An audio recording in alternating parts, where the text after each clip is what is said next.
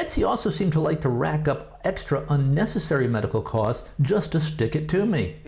Constantly taking the kids to doctors who were out of network, so weren't covered by insurance.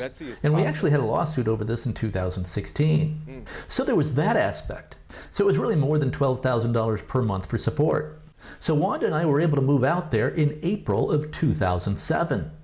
We move into the Homestead Inn in Lombard, Illinois, while we look for a place to live in LaGrange near the kids. Betsy is warning me in emails and frantic text messages not to move there. She says I'll regret it if I do. Wow. Then one Saturday, I think it was the second Saturday we were there, I swing by the house to pick up the kids. We go to breakfast and putt-putt golf. After breakfast, Tori did not want to go to putt-putt golf. She wanted to be dropped off at home. So I dropped her off at home. It was then me, Pete, Maddie, and Olivia at putt-putt golf. And I bring them home to Betsy's house. When I arrive, Betsy is standing there.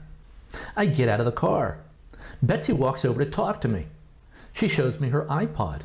iPods were a big thing in 2007. She informs me that she's been recording all of our conversations, including when I guess I called her a bunch of names.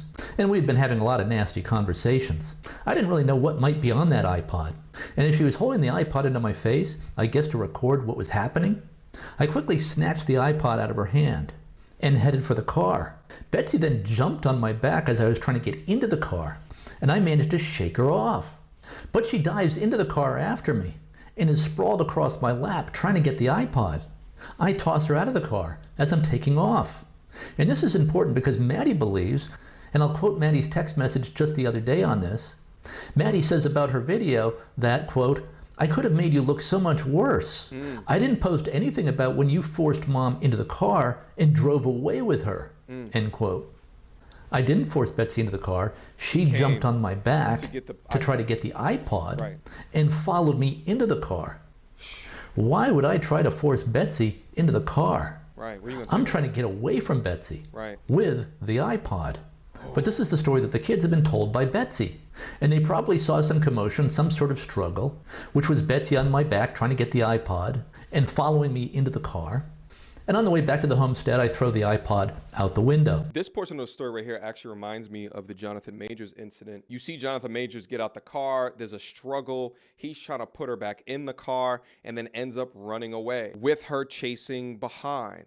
Inevitably, he gets found guilty for domestic violence. It's funny how a couple of quick changes of the narrative can result into a man being guilty for domestic assault. But the daughter's quest to be a victim, which is supported by the toxicity embedded in the mother, now all of a sudden he hits women. And I could have talked about you so much more negatively in my post, Dad. The abuse of men in the family court system and the financial abuse of men.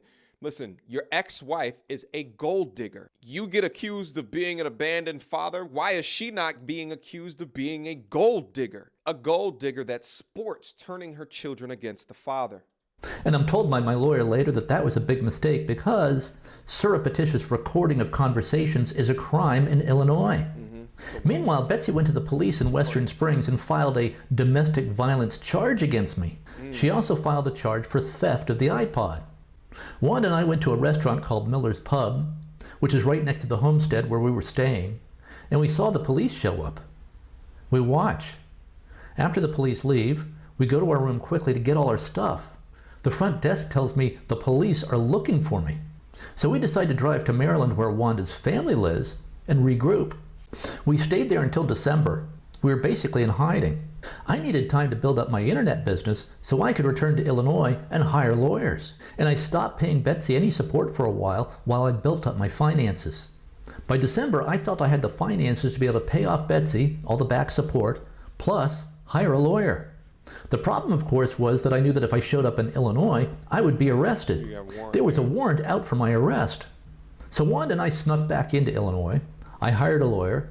Then I turned myself in, spent the night in jail, got out on bond by putting up $300, and began a series of 6-month legal proceedings. The judge and the prosecutors in this case said my snatching of the iPod out of Betsy's hand was technically assault and theft. So in exchange for no trial and no conviction on the matter, I agreed with the court to attend some conflict de-escalation classes and agreed to pay Betsy $120 for the iPod. Meanwhile, Betsy had obtained a protective order and had filed a motion to prevent visitation.